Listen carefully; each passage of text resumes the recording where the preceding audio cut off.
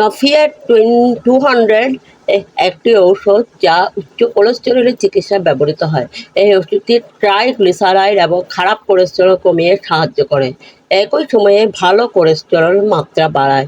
কোলেস্টেরলের মাত্রা কমিয়ে হার্ট অ্যাটাক এবং স্ট্রোকের ঝুঁকি কমায়। নফিয়া 200 ডোজ এবং সময়কাল ডাক্তারের পরামর্শ অনুযায়ী গ্রহণ করা উচিত। আপনি এটি দিনের যে কোনো সময় খাবারের সাথে নিতে পারেন, তবে এটি প্রতিদিন একই সময় নেওয়ার চেষ্টা করুন।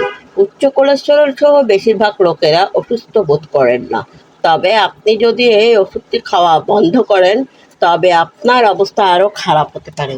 এর ফলে আপনার কোলেস্টেরলের মাত্রা আবার বেড়ে যেতে পারে এবং আপনার হৃদরোগ ও স্ট্রোকের ঝুঁকি বাড়তে পারে। আপনার কোলেস্টেরলের মাত্রা নিয়মিত পরীক্ষা করা গুরুত্বপূর্ণ। এই ওষুধটি একটি চিকিৎসা প্রোগ্রামের শুধুমাত্র একটি অংশ, যার মধ্যে একটি স্বাস্থ্যকর খাদ্য, নিয়মিত ব্যায়াম, ধূমপান বন্ধ, অ্যালকোহল গ্রহণে পরিমিত এবং ওজন হ্রাস অন্তর্ভুক্ত করা উচিত। এই ওষুধটি গ্রহণ করার সময় আপনি স্বাভাবিকভাবে খেতে পারেন, তবে চর্বিযুক্ত খাবারগুলো এড়াতে চেষ্টা করুন। এই ওষুধের সাধারণ পার্শ্ব প্রতিক্রিয়াগুলোর মধ্যে রয়েছে বমি বমি ভাব, পেটে ব্যথা, ডায়রিয়া এবং বমি। এই ওষুধটি গ্রহণ করার আগে আপনার ডাক্তারকে আপনার জন্য নির্ধারিত অন্যান্য সমস্ত ঔষধ সম্পর্কে জানিয়ে দেওয়া ভালো। আপনি যদি কোনো কিডনি বা লিভার রোগে ভুগছেন তবে এই ওষুধটি সতর্কতার সাথে নেওয়া উচিত। এছাড়া গর্ভবতী মহিলা এবং বুকের দুধ খাওয়ানো মায়েদের ডাক্তারের পরামর্শ ছাড়া এই ওষুধ খাওয়া উচিত নয়।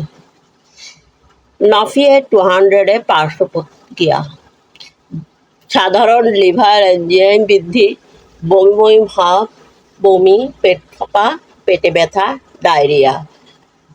নফিয়া 200 ব্যবহারে উচ্চ ট্রাইগ্লিসারিড, উচ্চ কোলেস্টেরল। কিভাবে ব্যবহার করবেন? আপনার ডাক্তারের পরামর্শ অনুযায়ী একটি ডোজ সময়কালের মধ্যে নিন। সম্পূর্ণরূপে গিলে ফেলুন। চিবাবেন না, চূর্ণ করবেন না বা ভাঙবেন না। নফিয়া 200 খালি পেটে নিতে হবে। নফিয়া 200 কিভাবে কাজ করে? নফিয়া 200 একটি লিপিড কমানোর ওষুধ। এটি ট্রাইগ্লিসারাইড এবং খারাপ কোলেস্টেরলের মাত্রা কমিয়ে কাজ করে। যখন ভালো কোলেস্টেরল এর মাত্রা বাড়ায়, আপনি যদি নফিয়া 200 নিতে ভুলে যান, নফিয়া 200 একটা ডোজ মিস করেন, যত তাড়াতাড়ি সম্ভব এটি গ্রহণ করুন। যাই হোক, যদি আপনার পরবর্তী ডোজে প্রায় সময় হয়ে যায়, মিস করা ডোজটি এড়িয়ে যান। আপনার নিয়মিত সময়সূচিতে ফিরে যান। ডোজ দ্বিগুণ করবেন না।